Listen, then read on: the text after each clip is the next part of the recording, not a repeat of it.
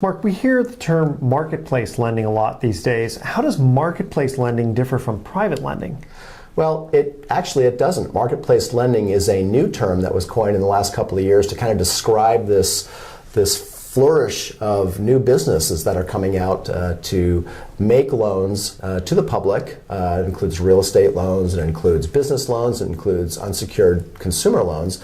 So they coined this term marketplace lending to kind of replace what was previously called peer-to-peer lending or private lending, even hard money lending, which is a term that's kind of rarely used these days. But essentially, marketplace lending is private lending for the most part. And do you want to comment on crowdfunding? So crowdfunding, in 2013, Obama signed the Jobs Act, jumpstart our business startups, jobs, as a way to relieve some of the regulations on companies' ability to raise capital from private individuals. Now, before this, for 90 years, individuals could not participate in the same way that wealthy people could participate by investing in these types of syndications that would raise capital to make loans. And so the crowdfunding is essentially used to describe the fact that the crowd, us, you and I, can now invest in loans that are made by companies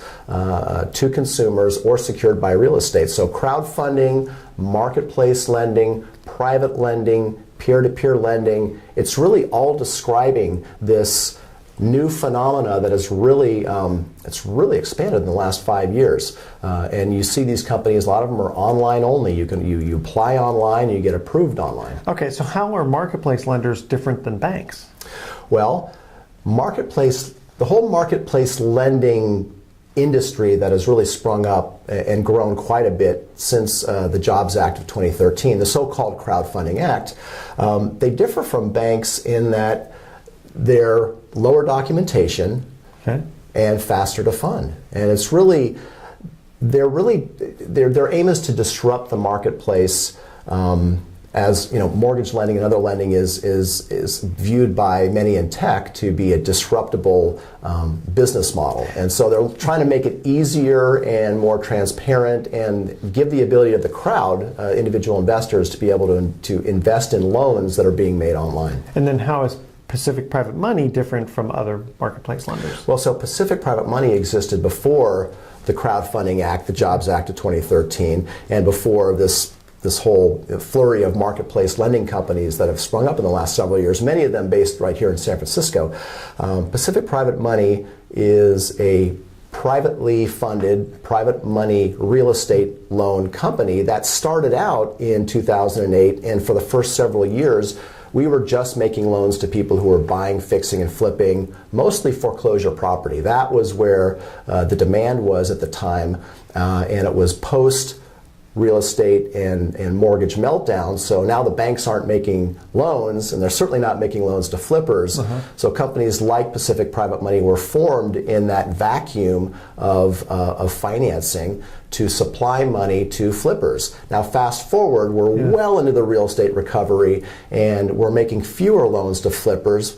But in that time, we've got Dodd-Frank and other banking regulations that have come down to the pike that have made it much harder for banks to make loans. They've become much more astute in their lending practices. The stated income loans have largely gone away. The no income, no asset loans, the ninja loans they call it, have gone away. And people who are self-employed have difficulty finding loans. So now that's the marketplace that Pacific Private Money is. Okay, so rather than fix and flip, you're more into lending.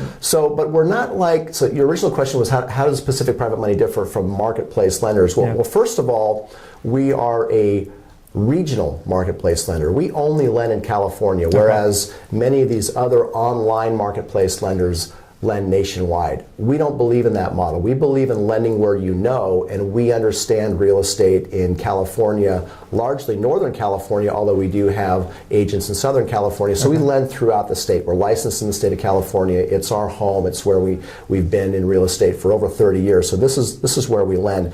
The other way we differ is that we only make real estate loans, where other marketplace lenders will make consumer loans or business lines of credit, equipment loans, or you can get accounts accounts receivable loans, so auto loans. The marketplace lending definition encompasses all of those companies, whereas we are a regional marketplace real estate lender. Just real estate. Just real estate. Okay. And then what should investors be aware of when deciding to invest in the marketplace lenders, including Pacific Private Lending? Well, so you have to look at what the asset is or the collateral is that you're investing in. So we just talked about how marketplace lending includes consumer loans, unsecured consumer loans, unsecured business lines of credit.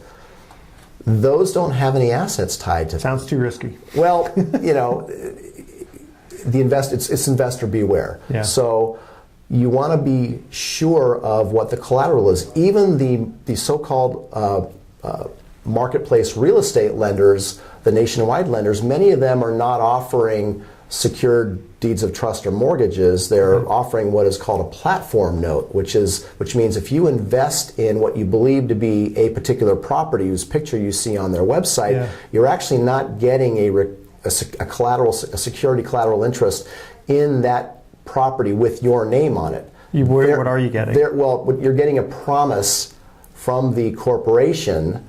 So it's like a bond. It's bond-like, and so it's not so that, and it's fine as long as they pay. But the problem is that if they have to foreclose on that borrower, you as the investor in that note don't necessarily have a direct line on that. No, the company actually forecloses. They're the ones who take possession. Right. Of it. So it's still a fairly new phenomenon, this investment, these so-called platform notes, and you would really want to check with a real estate attorney or your financial advisor on that and read up on that. Well, that's because it comes to the next question here: is what kind of due diligence materials are available to investors? Again, every site is different. So from Pacific Private Money, we make all of the borrower information available, and so once you become an investor with Pacific Private Money, we can share with you information that you're not going to get from online marketplace investment opportunities, things like credit reports, tax returns, bank statements. It's very transparent. It is very transparent. Yeah, we're able to share that information in a secure way with our investors so that they can make a transparent decision about it. Now, that's on an individual note. In our mortgage pool fund, we are the decision makers as the managers. We make loans directly to the borrower. However, the loan portfolio list and all that information is readily made available to the investors in our fund. So again, transparency is the rule. Okay, so if I go on to the website, I can actually see the mortgage pool. If you're a registered investor, you can go to the investor portal where you can download things like the loan portfolio, which has a lot of detail about the loans. You can get the current monthly financial statements. You can look at the most recent audit. You can look at all of the underlying underwriting guidelines and materials that we use. Okay, so there's a lot of due diligence available. Yeah, there is. And again, just to kind of differentiate Pacific Private Money from a nationwide lending platform, we use a debt fund, a mortgage pool fund called the Pacific Private Money Fund, and its only assets are cash or mortgage secured loans. We don't do any other kind of investing with that money. And we don't have the expenses, the overhead are all borne by the brokerage outside of the mortgage pool fund. So the mortgage pool fund is a very, very clean fund with clean expenditures. The only expenses are the fund administration fee, loan servicing, and CPA fees for filing tax returns. Gotcha. And so it's a very clean way. And when you're considering this type of alternative investing, which is what Pacific Private Money and marketplace lenders are considered in that alternative investment category.